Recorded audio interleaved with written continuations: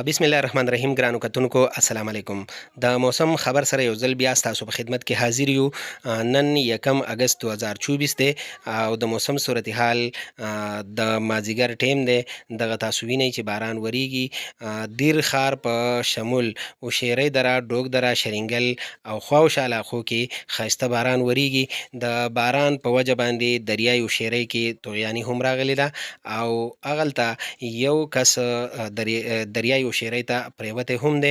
د کم لاس چې بیا وروستو د مقامي افرادو په ذریعه باندې راویستی شوی دی. دا وخت تاسو وینئ چې په شرینګل، ډوک دره، وشیری او دیر ښار کې ښایسته باران وریږي. دا وخت د موسم صورتحال ستاسو سره شیر کوو د بردیر نه. دغه مناظر تاسو وینئ چې ښایسته باران وریږي د کم په وجه چې دلته موسم ډیر ښه شوی دی.